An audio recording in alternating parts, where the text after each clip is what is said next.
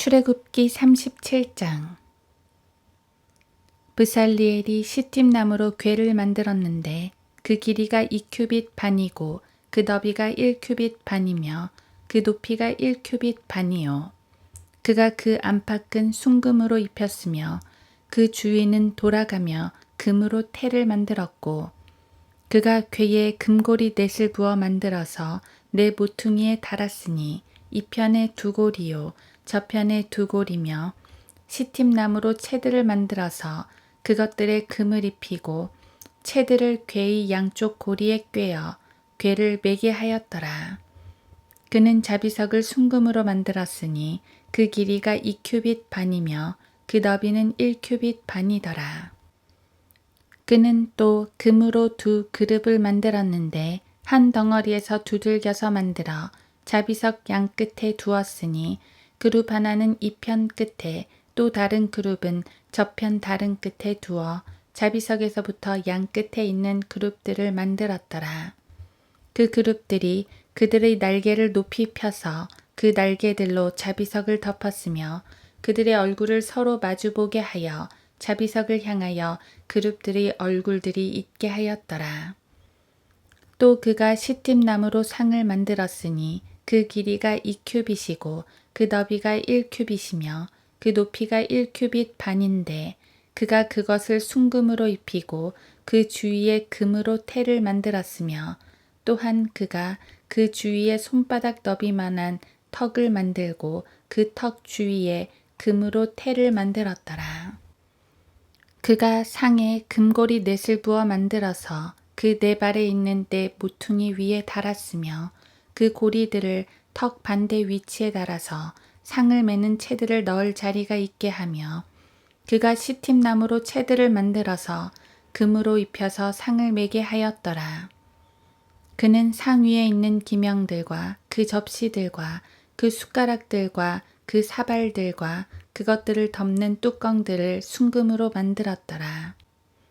그가 또 순금으로 촛대를 만들되 그 촛대를 두들겨서 만들었으니 그 대와 그 가지와 그 대접들과 그 꽃받침들과 그 꽃들이 같은 데서 나왔고 6가지가 그 옆쪽에서 나왔으니 촛대의 3가지는 이 편에서 나왔고 촛대의 3가지는 저 편에서 나왔으며 한 가지에 아몬드 모양의 대접 셋과 꽃받침과 꽃이 있고 다른 가지에 아몬드 모양의 대접 셋과 꽃받침과 꽃이 있어 촛대에서 나온 6가지가 전부 그러하더라.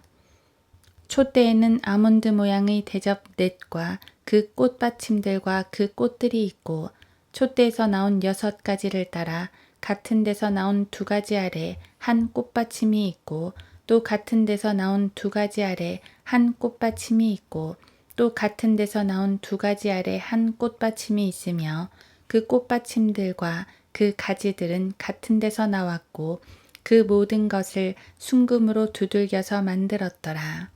그가 또 그 7등과 부집개와 불똥접시를 순금으로 만들었으며 촛대와 그 모든 기명들은 순금 1달란트로 만들었더라. 또 그가 시팀나무로 향단을 만들었으니 그 길이가 1규빗이며 그 폭이 1규빗으로 네모 반듯하고 그 높이는 1규빗이며 단에서 그 뿔은 같은 데서 나왔더라.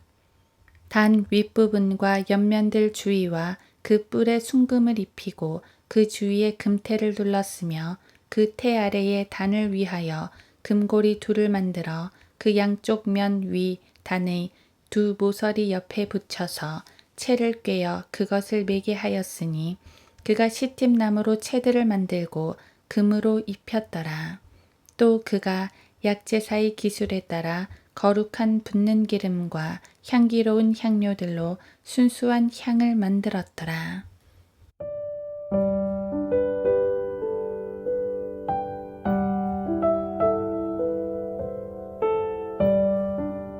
하루 한 장 출애굽기 37장. 브살리엘이 시팀나무로 궤를 만들었는데 그 길이가 2규빗 반이고 그 너비가 1규빗 반이며 그 높이가 1규빗 반이요. 그가 그 안팎은 순금으로 입혔으며 그 주인은 돌아가며 금으로 태를 만들었고. 출애굽기 37장 1에서 2절. 앞장에서 성막의 천들, 즉 휘장들과 널판들을 준비했다면 여기 37장부터는 본격적으로 성막의 기구들을 만듭니다. 37장에서 지성소의 기구들, 언약궤 자비석 그룹들과 성소의 기구들, 상, 촛대, 금향단, 그리고 38장에서 뜰의 기구들, 번제단 물대야입니다. 여기서 순서가 중요합니다. 뜰의 기구들부터 만들어 기록할 수도 있는데 지성소의 기구들부터 만들었습니다. 하나님께서 성막을 만들라고 지시하셨을 때도 마찬가지입니다. 거기서도 언약궤부터 말씀하셨습니다. 지시하실 때나 지시에 따라 제작할 때나 순서는 항상 언약궤부터입니다. 왜냐하면 모든 것은 하나님의 보좌에서부터 나와야 하기 때문입니다.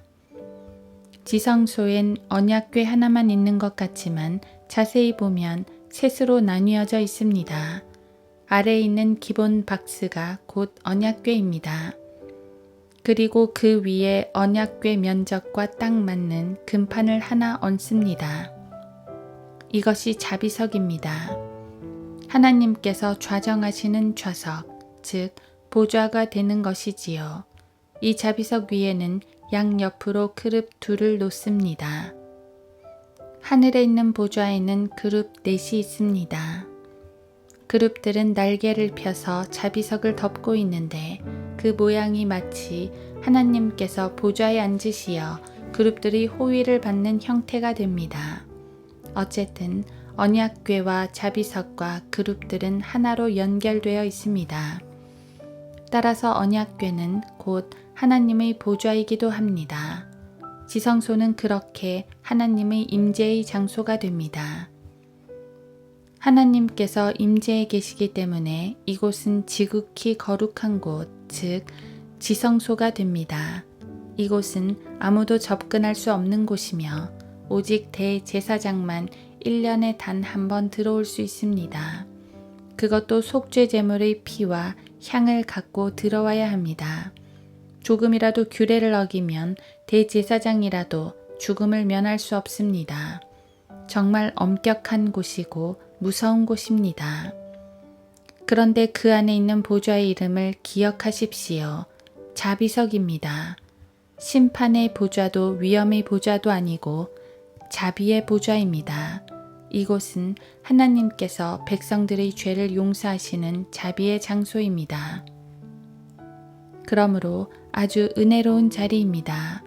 사람들은 하나님을 마냥 무서운 분이라 생각하지만 사실은 아주 자비롭고 은혜로우신 분입니다. 지성소를 만드신 목적은 백성들과 차단하시기 위해서가 아니라 자비와 은혜를 베푸시기 위해서였습니다.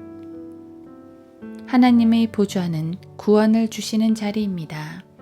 하나님의 보좌는 용서를 베푸시는 자리이며 은혜를 주시는 자리입니다.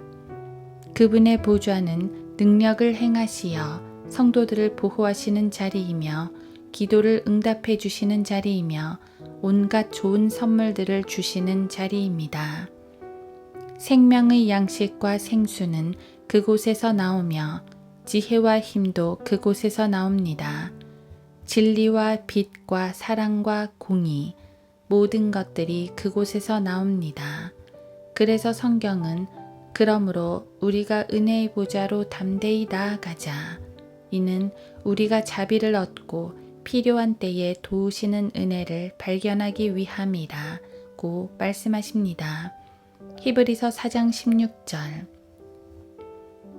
광야의 이스라엘이 항상 성막으로 나아갔듯이 우리도 항상 주님께 가까이 나아가야 합니다.